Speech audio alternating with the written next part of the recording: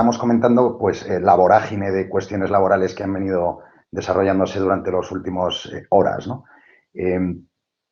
Antes de nada, yo creo que lo que nos tenemos que centrar es sobre las medidas urgentes y las medidas que más interesan a las compañías, ¿no? Que es lo que vamos a hacer, que si podemos, y nos dejan, y si no lo haremos como podamos, una pequeña presentación sobre el Real Decreto que acaba de entrar en vigor esta mañana y nos indican las medidas laborales urgentes que se van a llevar a cabo, ¿no? Anticiparos, la parte más importante, que es la relativa a los ERTES, ha habido un cambio fundamental. Acordaos que hasta el momento las suspensiones temporales de empleo tenían dos vías, la fuerza mayor y las causas objetivas. Fuerza mayor solo era aquella utilizada en circunstancias excepcionales, incendios, temas naturales o algo parecido. Ahora no se oye y la presentación no se ve. A ver, está siendo muy complicado. Vale, si se oye y se ve. Bueno, yo voy tirando y si no, pues veremos. El caso es que lo que estábamos viendo es los ERTES por fuerza mayor, insisto, era una situación absolutamente excepcional. Entonces, lo que se ha hecho con la norma, y os lo hago corto, es, de alguna manera se entiende que toda paralización de actividad consecuencia del COVID-19 entrará dentro de la causa de fuerza mayor. Eso es importante porque, claro, el cambio radical antes solo eran aquellos casos, se interpretaba antes de hoy, que solo eran aquellos casos en los que me obligaban a paralizar la actividad. Las actividades que estaban paralizadas sobre la base del estado de alarma o bien aquellos casos en los que las comunidades autónomas habían procedido al cierre de los locales, como por ejemplo restaurantes. Y ahora lo que parece entenderse, parece entenderse, es que cualquier paralización o disminución de la actividad consecuencia del COVID-19 será conceptuada como fuerza mayor. Es muy relevante a efectos de utilizar un procedimiento u otro y también es muy relevante a efectos de plazos y consecuencias, ¿no? Insisto que el problema es que, bueno, esto está por interpretar, ¿no? Pero la realidad es que ese procedimiento ahora lo que establece es lo siguiente. Si tú estás dentro de un caso de paralización de la actividad como consecuencia del COVID-19, tendrás derecho a presentar este ERTE por fuerza mayor y este ERTE lo que exigirá es que tenga una memoria en la que tú expliques la causa, los trabajadores afectados, que acredites la información a los trabajadores afectados y en un plazo de 5 días la autoridad laboral deberá contestarte y deberá autorizarte sobre la medida. Es decir, se te dará el visto bueno o no, dependiendo de que entienda que se ha acreditado la causa. Ahora mismo, la verdad es que tal y como está redactada la norma, entendemos que, no sé si a lo mejor decir todos es un poco aventurado, pero que cualquier expediente temporal de empleo tendrá la posibilidad de ser justificado en fuerza mayor, ¿vale? No es necesaria el concurso de los representantes de los trabajadores en los ERTES por fuerza mayor y no es necesario negociar ni un periodo de consultas, ¿vale? A diferencia del ERTE por causas objetivas. No sé si vea, porque no estamos viendo la presentación, a ver si... Bueno, está puesta en mi escritorio, lo que supongo que está fallando el servidor y no sé si Vale. va y viene, pero está puesta. Vale, bueno, entonces, perdón, voy a coger el teléfono porque no sé si será en relación con esto. Perdón, sí. Sí. Un momentito porque no es este tema. Bueno, el caso es que entonces estamos ante esa situación en la que cualquiera de vosotros, y amplía tú si quieres un poco el proceso, Bea, pero cualquiera de vosotros podría, teóricamente, iniciar un expediente temporal de suspensión de contratos basado en fuerza mayor. ¿Correcto, Bea? Sí, así es. Lo único que tendría que hacer es presentar la solicitud junto con el informe en el que justifiquen y expliquen la vinculación de la suspensión o reducción con la causa del coronavirus, comunicar a los trabajadores y a la representación legal de los trabajadores que se ha iniciado y trasladarle a la RLT copia del informe y de la documentación justificativa, ¿vale? Porque el decreto dice que se podrá también aportar, en su caso, la documentación justificativa. Y la autoridad laboral, como dice Fernando, tiene 5 días que entendemos que son hábiles desde que se solicita, desde que se presenta la solicitud para responder, pudiendo, si quiere la autoridad laboral, solicitar un informe a la inspección de trabajo, pero este informe va a ser potestativo y para la autoridad laboral solicitarlo y tendrá que emitirlo en el plazo de 5 días. Ese es básicamente el procedimiento.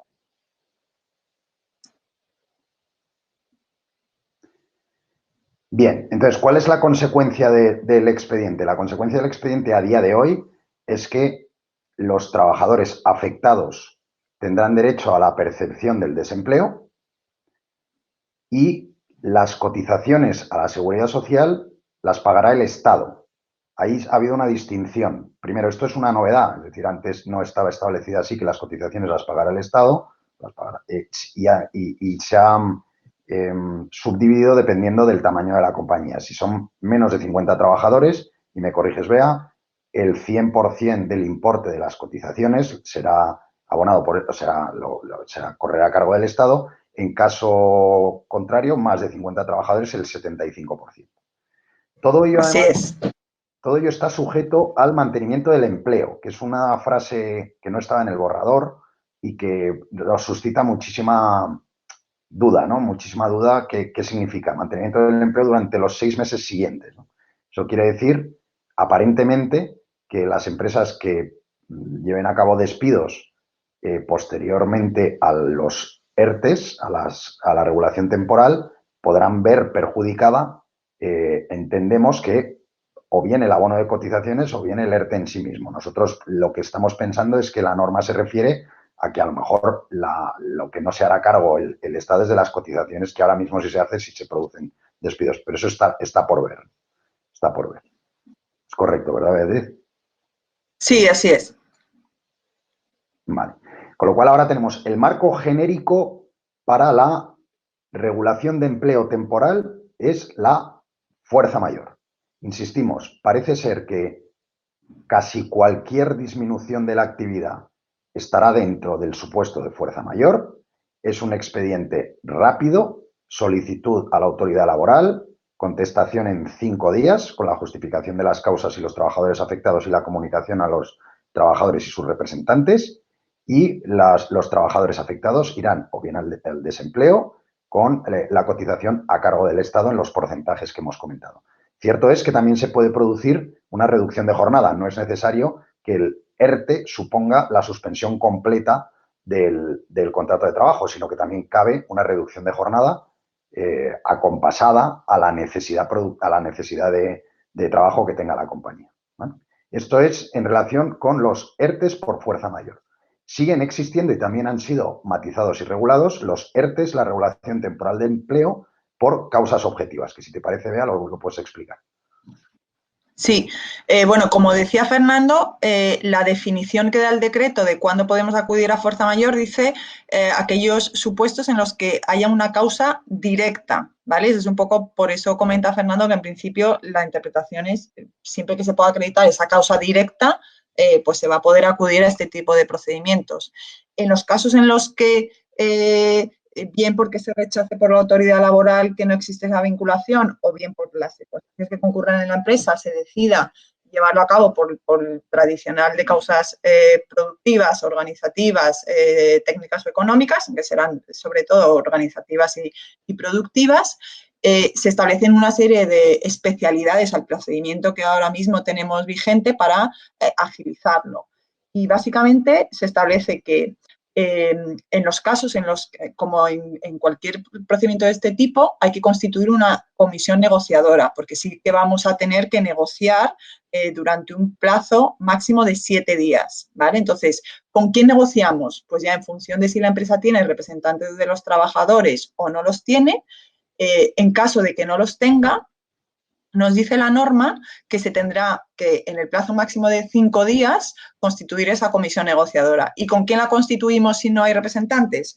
Pues tendremos que acudir a los sindicatos más representativos y representativos del sector al que pertenezca la empresa, ¿vale? Y que tengan legitimación para formar parte de la comisión negociadora del convenio que sea aplicable. Con lo cual, tenemos que dirigirnos, en primer lugar, a estos sindicatos más representativos y representativos del sector y solamente en caso de que ellos no atiendan a esta petición, pues la comisión deberá formarse por 3 trabajadores de la empresa elegidos por todos los trabajadores, en la forma en la que ya nos explica el artículo 41.4 del Estatuto de los Trabajadores para el caso de modificaciones sustanciales de las condiciones de trabajo. ¿Vale? Entonces, primero hay que formar esa comisión negociadora, para lo que tenemos 5 días, y su formación dependerá de pues cómo esté estructurada la empresa, la representación, si hay o no representación, puede haber unos centros que la tengan y otros que no, etcétera. Entonces, primer punto, ver bien cómo se conforma esa representación, esa comisión, e iniciar el periodo de consultas. Este periodo de consultas durará un plazo máximo de 7 días, como hemos comentado. Cuando iniciamos ese periodo de consultas, como en el resto de ERTEs, que según la legislación vigente, pues tendremos que facilitar la documentación, pues un escrito inicial explicando la situación, una memoria en la que expliquemos, como ha explicado antes Fernando, la vinculación de las medidas con la situación excepcional coyuntural, trabajadores afectados, etcétera, y toda la documentación soporte, ¿vale? La autoridad laboral puede solicitar, como también tenemos que comunicarlo a la autoridad laboral que lo hemos iniciado, ¿vale? No a efectos de que nos autorice, sino a efectos informativos, la autoridad laboral podrá solicitar un informe a la inspección de trabajo. También en este caso es algo potestativo de la autoridad laboral y la inspección tendrá también 7 días como máximo para emitir su informe. ¿Vale? Entonces, básicamente esas son las especialidades en el procedimiento que ahora mismo sobre el procedimiento común, digamos, que teníamos hasta ahora en nuestra legislación. Se acortan los plazos, reglas diferentes para formar esa comisión negociadora y el resto pues seguirían tal y como está regulado. Es importante tener en cuenta, como decía Fernando, que en este supuesto no existe esa exoneración de cuotas de seguridad social que sí que aplica en el caso de fuerza mayor. Eso sí que es importante tenerlo en cuenta. Claro, ahí ahora la pregunta, imagino que la pregunta que muchos de vosotros tendréis es ¿qué tiene más sentido? ¿Plantear un expediente por fuerza mayor o plantear un expediente por causas organizativas? Porque de hecho, prácticamente todas, o sea, las empresas, si cualquier situación de bajada de actividad tiene la consideración de causa de fuerza mayor, cualquiera de vosotros estaríais en ese supuesto, pero igualmente cualquiera de vosotros podríais justificar, cualquiera de las compañías, unas causas objetivas por un tema productivo, por bajada de la demanda, ¿no? Entonces, claro, la pregunta es, ¿qué tiene sentido plantear una u otra medida, ¿no? Es cierto que lo que estamos viendo es que, o sea, lo que ha pretendido el gobierno es un plan de choque específico para luchar de forma inmediata a favor de la reducción de costes. Es decir, cómo podemos ayudar a las compañías a que no tengan que soportar el coste salarial ni de seguridad social de forma inmediata, ¿no? Y esa forma inmediata, pues parece que responde claramente a la fuerza mayor, que exige un plazo menor, no hay que hacer una constitución de la comisión negociadora, no hay que negociar ni tener un periodo de consultas con los representantes de los trabajadores y parece ser que va a tener pues una resolución ágil, rápida y directa que entendemos que salvo cuestión específica deberán autorizar a esa regulación de empleo. Cierto es, a esa regulación temporal de empleo, cierto es que los expedientes por causas objetivas tienen otras ventajas, porque la fuerza mayor debe estar circunscrita al periodo en el que esa fuerza mayor se está produciendo. Y entendemos que es el estado de alarma, por lo menos hasta ahora. El estado de alarma o en el caso de aquellas actividades que estén cerradas por decreto gubernamental, pues será lo que dure el cierre. Pero entendemos que una empresa unilateralmente no podrá extender el periodo de fuerza mayor más allá de lo que esté extendido por el propio gobierno, ¿no? Cuestión distinta es que pensemos en una solución más a largo plazo, ¿no? Pues yo qué sé, cualquier cualquier compañía que ya no solo tenga un problema actual en el momento en que es imposible abrir, sino qué va a ocurrir cuando ya sea posible abrir y cómo acompasar nuestra realidad de plantilla al escenario que nos encontremos en el futuro. Eso no quiere decir que de un día para otro podamos a lo mejor volver a la actividad absoluta que teníamos antes, ¿no? Ahí parece que tiene más sentido que el expediente de regulación temporal sea por causas objetivas, ¿no? Pero bueno, lo que estamos nosotros viviendo en la mayoría de nuestros clientes es que lo primero que se necesita es parar el golpe. Y para parar ese golpe vamos a un ERTE por fuerza mayor. Y luego ya, ya caminaremos, ya iremos viendo si debemos redefinir el expediente hacia causas objetivas porque necesitamos mayor plazo o veremos lo que haya que hacer, ¿no? Eso es un poco cómo están ahora mismo las cosas. Hasta hace 24, bueno, ni 24, hasta hace 5 o 6 horas, que es cuando entró en vigor el Real Decreto, que antes era un mero borrador, pues la vida era distinta. La vida era distinta porque el procedimiento era distinto y las consecuencias eran distintas. Y esto estamos viviendo en un momento de constante cambio al que nos tendremos que ir adaptando, ¿no? Pero sí es cierto que ahora ya sí que va a haber, no nos cabe ninguna duda, una avalancha de solicitudes de regulación de empleo temporal desde que ha entrado en vigor este Real Decreto, ¿no? Sí, aquí hay alguna pregunta. Se nos indica si para comunicar la suspensión del contrato al SEPE por fuerza mayor hay que esperar a la contestación de la autoridad laboral.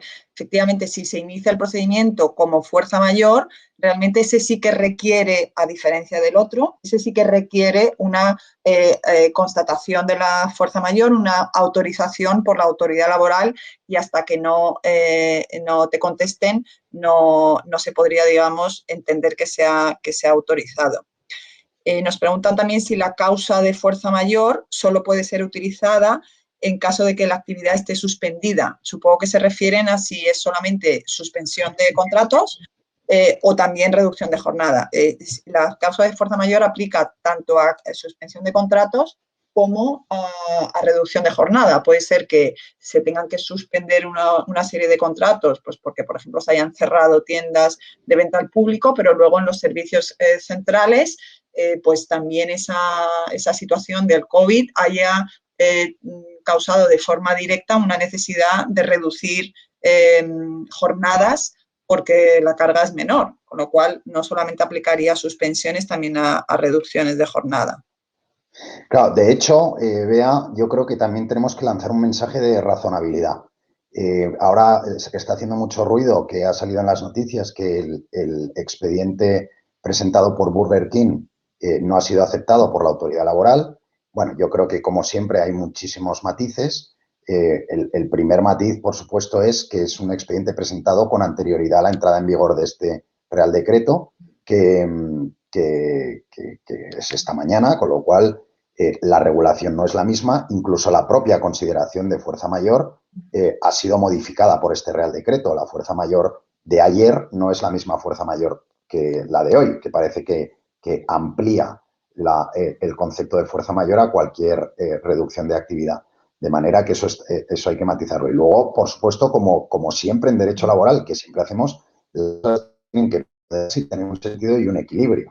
Es decir, tenemos clientes pues que, por ejemplo, tienen tiendas que no pueden abrir. Obviamente, todos aquellos trabajadores que no pueden trabajar como consecuencia del cierre tiene todo el sentido que estén incluidos en el ERTE, pero luego el almacén, por ejemplo, porque también expiden por temas online, pues el almacén tiene un nivel de trabajo importante, con lo cual no se afecta a los trabajadores allí, o incluso en las oficinas centrales hay una mínima necesidad de gestión que también deben realizar determinados trabajadores a los que a lo mejor no hace falta suspenderles en contrato, sino reducir la jornada en la proporción que tenga sentido y que sea razonable, ¿no?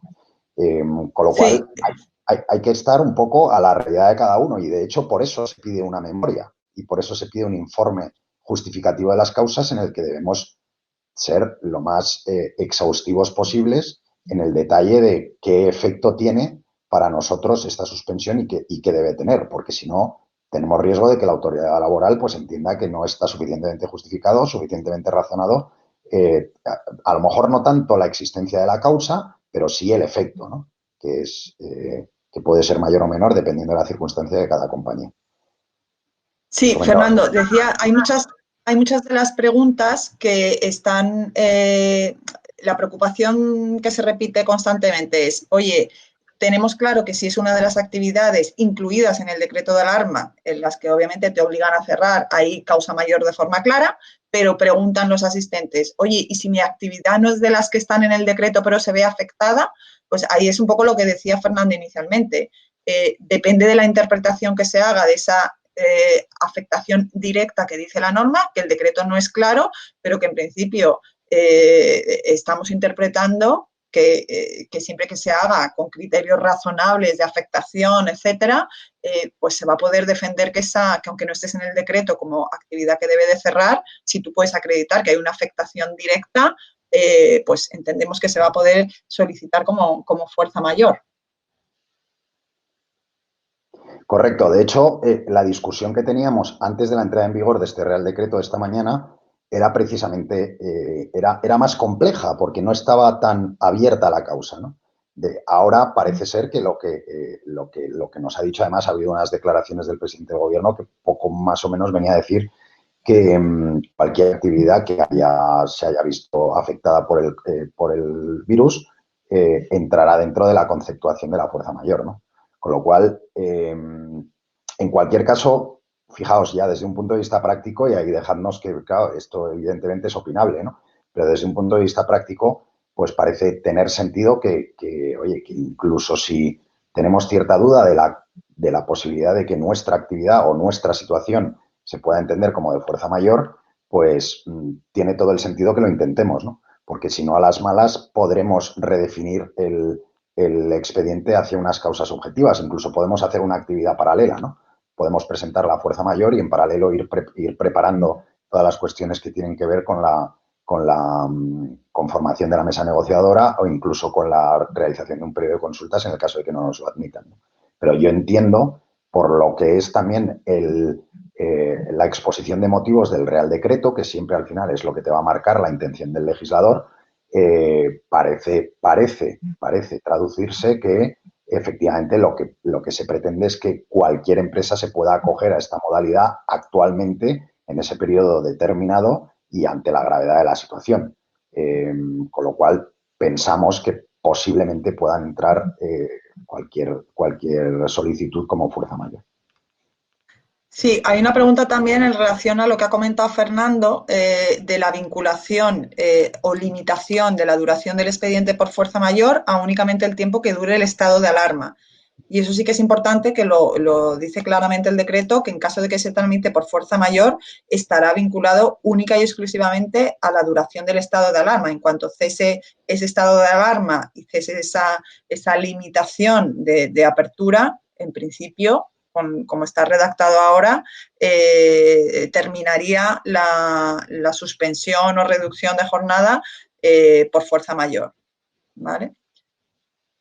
Cuestión distinta es lo que comentábamos. Si llegado a ese punto, habrá que redefinir o reformular el expediente hacia uno por causas objetivas en el que haya que cumplir esos otros requerimientos para la ampliación del expediente por causas distintas. Por causas objetivas, tanto productivas como organizativas. No sé si, Fernando, repasamos un poco el resto de medidas más Me parece vinculadas bien. a lo que es Eso es. la reducción de jornada, con independencia de que si hay más preguntas iremos contestando. Bueno, además de estas medidas más ligadas a los ERTES, a los famosos ERTES, sí que hay un artículo en el que se establece una preferencia, un carácter preferente del trabajo a distancia, ¿vale? Estableciendo pues la necesidad de que la empresa facilite todas estas medidas alternativas de prestación de los servicios y en particular el del teletrabajo. Y para facilitar esta situación, lo que dice respecto a la obligación de cumplir con todas las medidas de prevención de riesgos laborales, que como sabéis deben de cumplirse en los casos de teletrabajo, lo que establece es que se sustituye esa obligación con carácter excepcional y se va a entender cumplida con una autoevaluación que realizará voluntariamente la persona trabajadora, en la que manifestará de forma voluntaria pues que su puesto de trabajo en su vivienda, en su residencia, cumple con todas las medidas de prevención de riesgos laborales. Después, en lo que es los derechos de adaptación del horario y reducción de jornada, lo que viene a hacer la norma es ampliar o redactar de una forma mucho más flexible la posibilidad que ya existe en la normativa de que los trabajadores tanto adapten su jornada de trabajo como que soliciten una reducción de jornada, siempre por motivos ligados al tema del coronavirus, y establece una serie de supuestos, pues por ejemplo, necesidad de cuidar al cónyuge, pareja de hecho o familiares por consanguinidad hasta el segundo grado, que por razones de edad, enfermedad o discapacidad necesiten cuidado personal, pues cuando tengas que cuidar a hijos o ancianos porque por motivo del coronavirus hayan cerrado escuelas, residencias de ancianos, etcétera, o que la persona que tú tengas normalmente al cuidado de estas personas pues no pueda prestarte esos servicios por motivos también del COVID-19. Es decir, por una serie de motivos vinculados a esta pandemia, van a poder los trabajadores, y lo dice de forma amplísima, pues solicitar la adaptación de sus condiciones, ¿vale? Pues para que os hagáis una idea, habla de cambio de turno, cambiar el horario, pedir horario flexible, jornada partida continuada, cambio de centro de trabajo, cambio de funciones, cambio en la forma de prestar el trabajo, dice, o cualquier otro cambio de condiciones que estuviera disponible en la empresa que pudiera implementarse de forma razonable y proporcionada. Es decir, es ilimitado en cuanto a las manifestaciones, las solicitudes que se os van a poder hacer por parte de los trabajadores de adaptación a la jornada.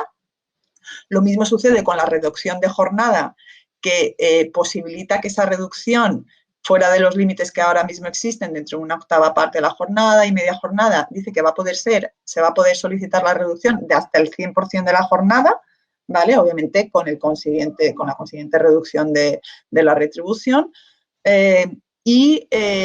Bueno, lo que vuelve a establecer un poco a modo de, queda un poco vacío de contenido, es que siempre va a tener que ser medidas razonables, justificadas y proporcionadas, teniendo en cuenta tanto las necesidades de la persona trabajadora como las necesidades de la empresa, y nuevamente pues hace un llamamiento a que empresa y trabajadores deberán de hacer todo lo posible por llegar a un acuerdo, ¿vale? Lo cierto es que esto va a dar lugar a situaciones en las que hay trabajadores que con el amparo de estos artículos van a solicitar no acudir a su puesto de trabajo o adaptaciones a su jornada, pues no van a ponerse de acuerdo las partes, y al final eso se va a traducir en conflictos, en litigios, las empresas van a tener que tomar decisiones al respecto, y no hay una forma, ni unas instrucciones claras en la norma, ni una forma ágil de solucionarlo.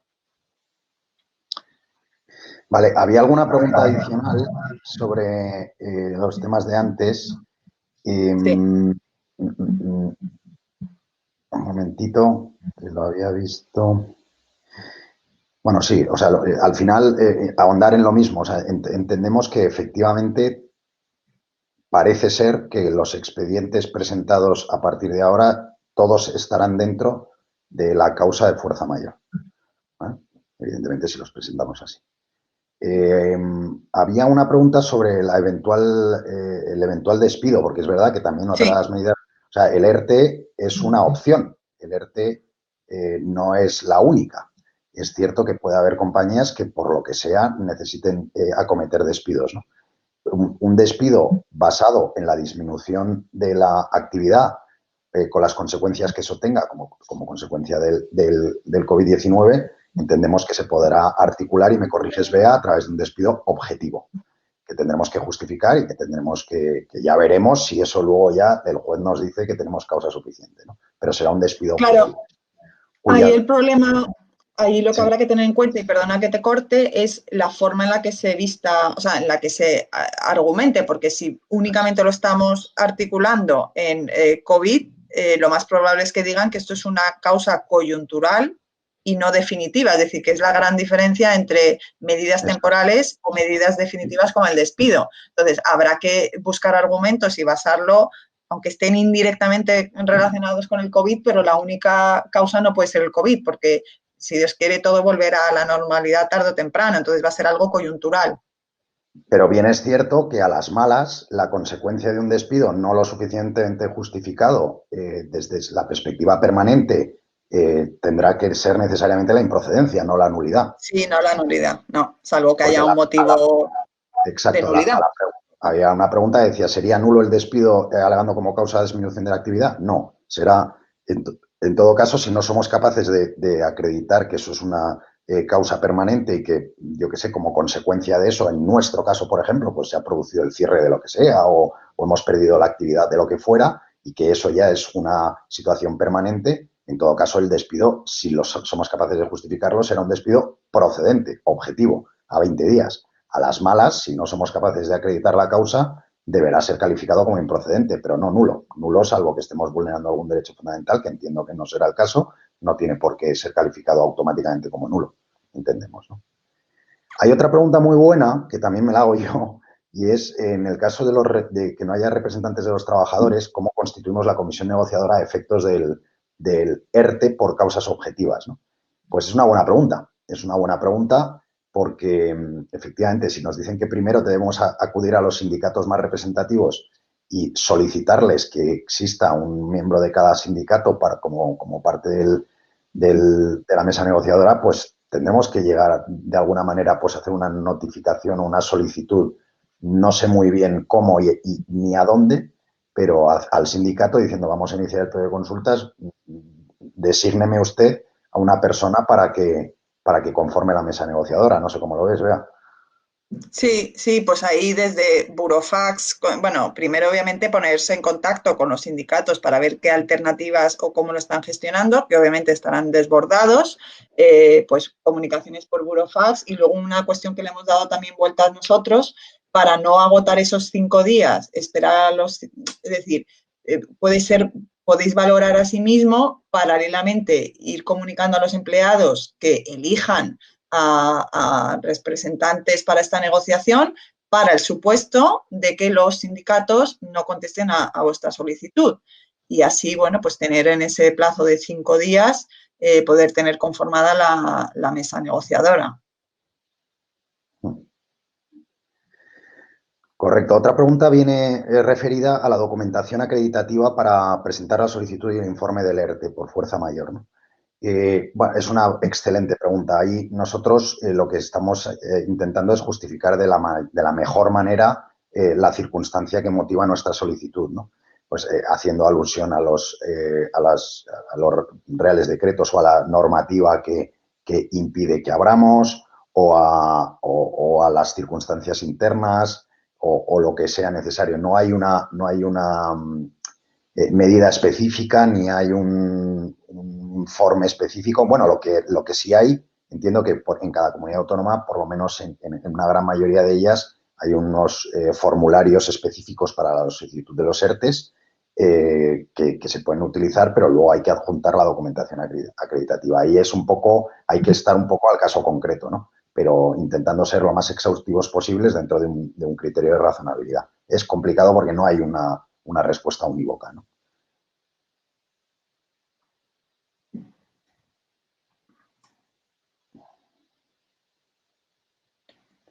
Estamos viendo a ver si hay alguna pregunta que ha quedado pendiente.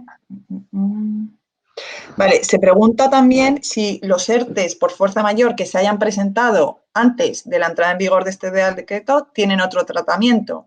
Es decir, la norma lo que dice efectivamente es que no se aplicarán las medidas extraordinarias de este Real Decreto a los ERTEs presentados anteriormente a su entrada en vigor.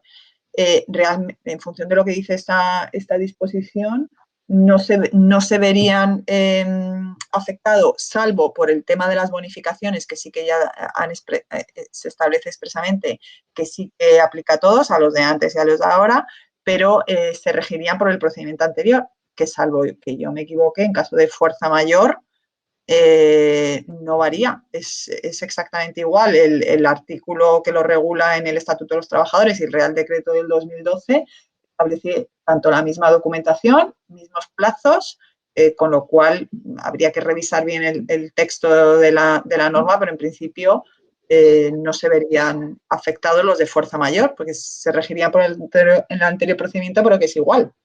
Pero sí es cierto, Bea, que podría, en aquellos casos en que los que la causa es clara y entonces que pues estamos dentro de las actividades suspendidas, pues no habrá discusión. Pero sí podría darse el caso de que pues un Burger King que podría darse, habría que ver, insisto, el detalle específico, ¿no? Porque luego además las reseñas de prensa luego no son en absoluto exactas, pero podría darse el caso de que un expediente presentado antes de hoy no fuera admitido por fuerza mayor y sin embargo a partir de hoy sí, porque hay Sí, en cuanto a la concurrencia de la causa, ¿no? Más que concurrencia a de los la causa. procesos formales.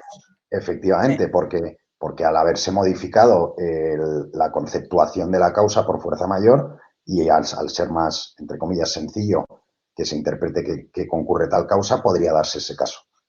No sé si será el caso del Burger King, pero podría darse el caso. Bueno, lo que puede ocurrir es que nos denieguen un expediente. A mí, por ejemplo, lo que me ha sorprendido de Burger King es que si lo presentó, debía presentarlo, pues yo qué sé, como mucho sábado, viernes, sábado, domingo, no más allá. Y se supone que ha habido una resolución hoy, con lo cual han tardado 2 o 3 días. Si en 2 o 3 días nos deniegan una solicitud porque concurría una cuestión específica, pues ahora podremos presentar otro expediente conforme a la regulación actual de este Real Decreto. Sí, y otra pregunta se refiere a los efectos de esa suspensión o reducción. En caso de que sea por fuerza mayor, se establece en la norma que los efectos se retrotraen al momento en el que pues, surgió la fuerza mayor, ¿vale? Con lo cual, en los de fuerza mayor, única y exclusivamente, si se autorizan por la autoridad laboral, los efectos se retrotraerán pues al sábado, al momento en el que se dictó el decreto de fuerza mayor. Esto no sucede en los que se tramiten por causas productivas, organizativas.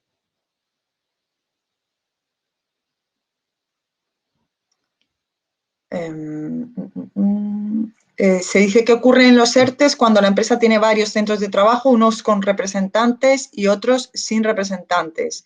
Solución del artículo. Ahí, si ese es el caso, bueno, pues lo primero que habrá que acudir es a los sindicatos representativos y más representativos y en caso de que no contesten, habrá que seguir las normas del 41.4 que establece cómo se forma esa comisión cuando en unos centros de trabajo hay representantes y en otros no.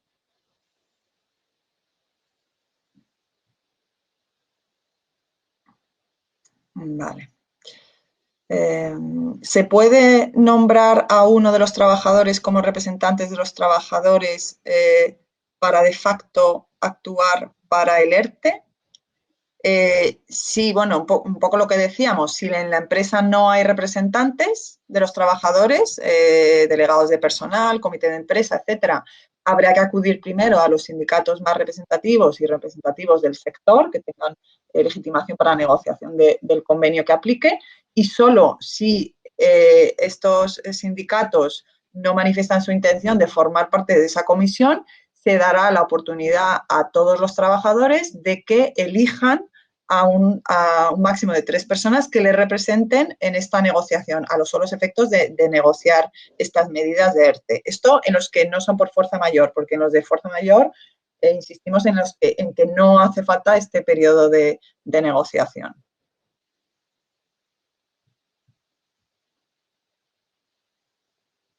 ¿La empresa puede obligar en esta situación a que los trabajadores se tomen vacaciones? Pues bueno, esto ya se ha comentado bastante. En principio no se puede obligar a que estos días se computen como días de vacaciones, porque las vacaciones deben de ser acordadas entre las partes. Lo que sí se puede, pues en esta negociación, se llega a un acuerdo con ellos y ellos aceptan que se impute estos días de esta forma, no hay problema, pero no podría ser algo impuesto por el empresario a los trabajadores.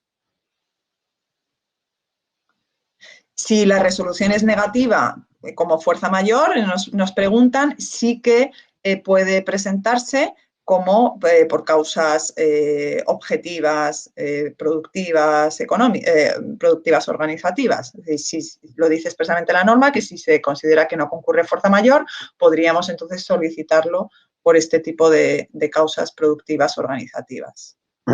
E incluso nos plantearíamos si hay una denegación por presentación anterior a hoy, por fuerza mayor, hasta qué punto podríamos presentar un nuevo expediente por fuerza mayor conforme a la nueva regulación, que yo entiendo que sí sería posible. Pero habría que ver el porqué de la denegación, ¿no? Que ahí también debería estar motivada. Con lo cual, ante una pregunta que veía, oye, si presentamos un ERTE por fuerza mayor antes del viernes pasado y estamos pendientes de la resolución, ¿qué es mejor? ¿Presentarlo de nuevo o esperar a la resolución? Bueno, pues si no está dentro de las empresas que está decretada el cierre, yo entiendo que teniendo en cuenta el tiempo transcurrido ya, pues casi merece la pena esperar a la resolución. Me da la impresión que va a ser más sensato porque, oye, si nos admiten... Bueno, lo que pasa es que, por otro lado, perdón, por contra, es cierto que la resolución, aunque sea favorable, necesariamente lo que no tendrá es la posibilidad de no pagar las cotizaciones. Con lo cual, es una buena pregunta. Es una muy buena pregunta. Casi es que es complicado contestarla en abstracto, pero bueno, yo dependiendo del caso concreto, incluso me plantearía presentar uno nuevo conforme a este Real Decreto, la verdad. Sí, una de las preguntas es un ejemplo de una empresa mayorista distribuidora de muebles, si tiene que cerrar todas sus tiendas minoristas de muebles, si se entiende como directamente afectado y por tanto causa de fuerza mayor. Sí, es un poco lo que hemos ido comentando, que en principio todo se tratará de justificar y de establecer esa conexión directa, si me están cerrando, si me están obligando a los minoristas a cerrar todas sus tiendas, pues obviamente yo no tengo actividad, habrá que ver obviamente circunstancias concretas, pero habrá que buscar esa relación directa con el tema del COVID.